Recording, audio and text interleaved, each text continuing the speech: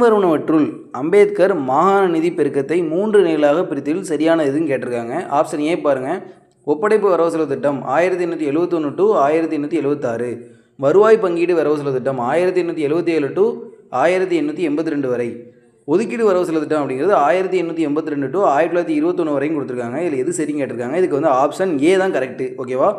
ஒப்படைப்பு வரவு திட்டம் கரெக்டாக கொடுத்துருக்காங்க. வருவாயும் ஒதுக்கீடும் அப்படி மாறி வரும். ஓகேவா?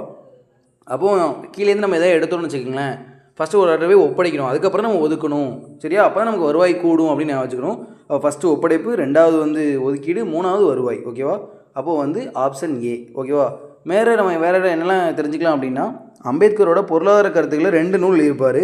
ஒன்று பார்த்தீங்கன்னா பழங்கால இந்திய வர்த்தகம் 1915, கொலம்பியா பல்கலைக்கழகத்துக்காண்டி ஒரு ஆய்வுக்கட்டுரை எழுதியிருப்பார். இது எதுக்குன்னா முதுகலை பட்டப்படிப்புக்கு. ஓகேவா?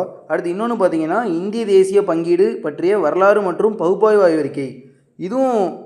இதுவும் ஆய்வுக்கட்டுரை தான். இது வந்து முனைவர் பட்டத்துக்காக. வேறு என்னென்னா உங்களுக்கு வந்து சமூக நீதி பாதுகாவலர்னு சொல்கிறாங்க, சமதர்ம காவலர்னு சொல்கிறாங்க. யாரை? நம்ம அம்பேத்கரை. இது 11th எக்கானமிக்ஸில் தான் இருக்கும். உங்களுக்கு 7ஆம் பாடத்தில் எல்லாம் வந்துடும். அதை நீங்கள் பார்த்துக்கலாம். எக்ஸ்ட்ரா பாயிண்ட் சொல்கிறத நீங்கள் நோட் பண்ணி வச்சுக்கோங்க. ஓகே, அடுத்து பாருங்கள், 2வது கொஸ்டின். மனித வளம், சமுதாயத்தின் மனப்பான்மை, அரசியல் சூழ்நிலைகள் மற்றும் வரலாற்று நிகழ்வுகள் பொருளாதார முன்னேற்றத்தில் மிக அதிக அளவு ஆதிக்கம் செய்கின்றன.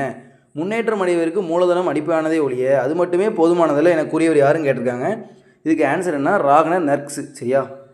நக்ஸு அப்படின்னு வச்சுக்கோங்க, ராக்னர் நக்ஸு. அப்போது வந்து தாமஸ் பிக்கெட்டி ஒரு ஃபேமஸ் கூட்டு சொல்லியிருப்பார். என்ன சொல்லியிருப்பார்னா, மக்கள் தங்கள் வருமானத்தை சூதாடுவதில் செலவழித்தால் அது பொருளாதார முன்னேற்றம் தடைபடும் அப்படின்னு இருப்பார். இது யாருன்னா தாமஸ் பிக்கெட்டி. அடுத்து ராபின்ஸ் என்ன சொல்லியிருப்பார்னா, உங்களுக்கு வந்து பொருளாதார திட்டம் என்பது தனியார் உற்பத்தி மற்றும் விநியோக நடவடிக்கைகள் சட்டமாக கட்டுப்படுத்தி அல்லது ஒழுங்குபடுத்துவதை குறிக்கும் சொல்லியிருப்பார். இது வந்து ராபின்ஸ் சொல்லியிருப்பார். லூயிஸ் என்ன சொல்லியிருப்பார்னா, திட்டமிடுதல் சிறப்பாக அமைய வேண்டுமானால் கூடுதலாக திட்டமிடல் நிபுணர்கள் தேவை, கூடுதலாக திட்டமிட்ட நிபுணர்கள் தேவைன்னு இருப்பார். யார்? லூயிஸ். சரியா? ஏன்னா ஆட்கள் நிறைய வேணும், லூஸாக போயிடக்கூடாது, ஆட்கள் நிறைய வேணும் அப்படின்னு சொல்லியிருப்பார். நான் வச்சுக்கோங்க. ஓகேவா? அப்போ இந்த 2வது கொஸ்டினுக்கு ஆன்சர் வந்து ஆப்ஷன் சி, ராக்னர் நக்ஸு. ஓகே, இப்போ 3வது கொஸ்டின் பார்ப்போம். இதில் என்ன கொடுத்துருக்காங்க பாருங்கள். பின்வருவனவற்றில் உள்ள மாநிலங்களின் எழுத்தறிவு விகிதத்தை இறங்குவரிசைப்படுத்துதுன்னு கேட்டிருக்காங்க. ஓகேவா? இது வந்து எழுத்தறிவு விகிதத்துக்கு ஒரு ஷாக்கெட் இருக்குது. என்னென்னா கேரளாவில் ரம்மு வாங்கிட்டு, ஓகேவா, நல்லா ஞாபகம் வச்சுக்கணும், கேரளாவில் ரம்மு வாங்கிட்டு கோவாவுக்கு போனான்.